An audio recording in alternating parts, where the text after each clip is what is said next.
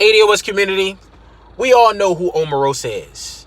We know that she's nothing more than an opportunist, nothing more than a power-hungry, self-serving piece of shit. We know her. So now all of a sudden, she's coming out in public support of Kamala Harris. The Democrats are desperate. They know that the black vote is tarnished. They know that the black vote is a key voting demographic in the Democratic establishment. That without an excess of 80% of the black vote, they won't win. And Kamala Harris is struggling with black voters. Because as an ADOS community, we see through her bullshit. We see through her bullshit on reparations, the fact that she has no black agenda, the fact that she prosecuted and jailed black youth and parents because they didn't go to school, instead of coming up with programs and solutions and empathy. We see through her bullshit. So now Omarosa is on the coon train pandering to Kamala Harris because she wants a job if, God forbid, Kamala Harris wins the White House, which won't happen. So I found an article on The Hill. The title of the article is Omarosa Praises Kamala Harris's Historic Campaign. Let's delve into the article. Former Trump White House aide Omarosa Manigault Newman praised Senator Kamala Harris's 2020 campaign as important and historic during an interview published Thursday. Omarosa said, "I'd be remiss if I didn't mention Kamala Harris and how important and historic her race is."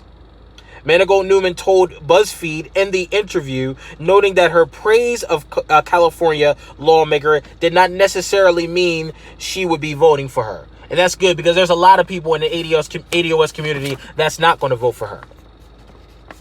Furthermore, in the spirit of Shirley Chisholm, I think it's important that we look at the only African-American woman that's in the race and how important black women are. So how important that they were to the last election and how important they will be in this election. First of all, Omarosa, Kamala Harris doesn't even self-identify as an African-American. She self-identifies as a person of color. Secondly, she's a child of immigrants. She has a Jamaican father and an Indian immigrant mother. So she's not ADOS. Secondly. So instead of praising her and pandering, why don't you hold her accountable for not having a black agenda targeted for our community?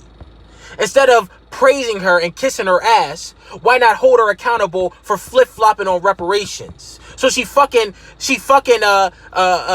supports a study of reparations, but she doesn't support a payout. How the hell do you support a study and not support a payout of reparations? Instead of holding her accountable about flip-flopping and her record as a prosecutor, you're praising her because all you're doing is fucking pandering because you're nothing but an opportunist. And also her comments on black women. Black women are hugely important in the Democrats winning.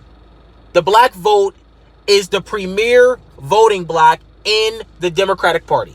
They cannot win without at least in excess of 80% of black people showing up, or they're not even going to smell the White House if we don't show up. But the key voting demographic in the black community among likely voters are black women. Look at the dude in Alabama, Doug Jones. Doug Jones would not have won that election in Alabama if it wasn't for black women. Black women put him in office. So now that he's in office, he's not doing shit for black people or black women. So now that as an ADOS community, as I stated earlier, we're waking up, we're demanding tangibles, we're demanding policy prescriptions, we're demanding framework for reparations, for a targeted black agenda. We want substantive policies. We want substance. We're just not going to give you our fucking vote for nothing and put you in office so you can ignore us. And like Kamala Harris supports making dreamers or illegal immigrants having the right to work in Congress and get paid for it. She supports that. So instead of you bullshitting, looking out for other groups, you're going to have to come to us with an agenda. That's plain and goddamn simple.